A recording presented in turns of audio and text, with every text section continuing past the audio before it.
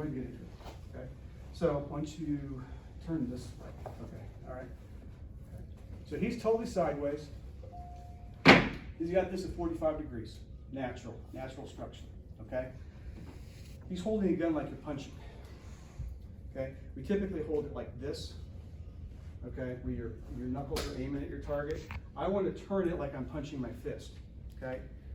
All right, like this. I'm gonna press in, okay? And when I go from here to the high position, I don't change anything on my hands. All I do is drop my front elbow and go into it. So I can have sustained fire all the way up to here if necessary, and then have full 360. If I need to go this way, I'm just gonna switch hands, okay? So again, no dominant eye, the dominant eye is out the window, the strong side, weak side's out the window, and I've got tremendous recoil control here when it's firing, especially if you have a heavier gun, okay? And that's pretty much it, right? I do have one question. So with that, is there like, if you have on chest plates, is there a modified position? Like, could you turn a little bit more? You can if you want, but you talk about having the space here, right? Yeah, that comes up a lot.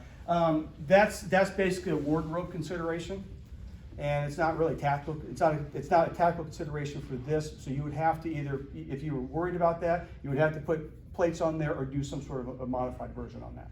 Okay. All right. Any questions on it? So when it's in the center of your chest, you're never firing from that position, correct? Oh, yeah, I'm firing for this position. Damn So right. if it's gonna, when you pull the trigger, it's gonna pull out a battery because it's gonna, back No. part's gonna press No, against your it's pecs. not. It's not.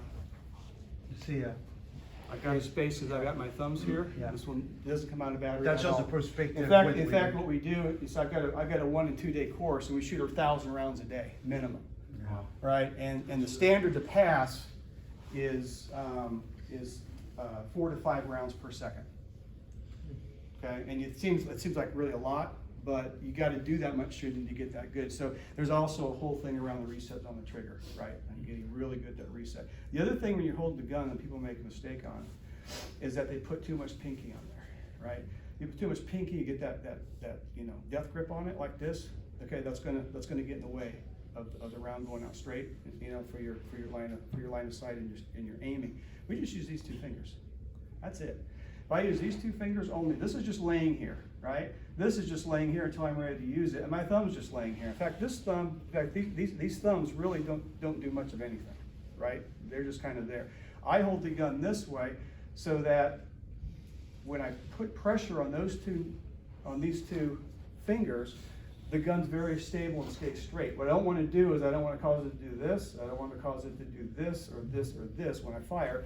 I want it to be straight because that's where I'm aiming. And if I do that, then and of course when you practice and you do the analysis, right, of your performance, you can tell what you're doing. You can tell just wherever the rounds go exactly pretty much what you're doing wrong. So with a good instructor, you can get that handled. The idea is to get this down so it's muscle memory, right? And so this is being used in a lot of places overseas right now. Be wary of people saying that they teach the CAR system. If it doesn't come from Paul Castle, to my instructor, a guy named Jeff Johnsgaard, who's a Canadian police officer, he has the system. He's been the one that got the system now, and I'm one of his students. Okay. So, because don't be fooled, because just like in martial arts, you have people that say, well, I know Jeet Kune Do, and they don't have any lineage, they've never been worked out with anybody. Gun people do that too, okay? So when you switch sides, you said if you have to go the other way and you switch hands, if you got a right-handed trigger, the exit port's gonna push the bullets into your chest if you switch So- sides. The brass is gonna bounce a little bit, it ain't gonna hurt you. It's not gonna cause one problem. It's not gonna jam either? No. Okay. No, not at all. You have to see it, you really have got to see it. Yeah, there's all those problems that when you first see it, you think, oh, really don't exist. They really don't exist. It works. I've never had, because I use a Glock, so it's not gonna jam anyway, most of the time. But And the brass isn't gonna burn your chest. I've never forced the use of the gun to have a jam on me, okay? The other thing I'll leave before I throw the mic is that if you do shoot, okay, don't be in a hurry to put your gun back in your holster, okay? Okay, yeah.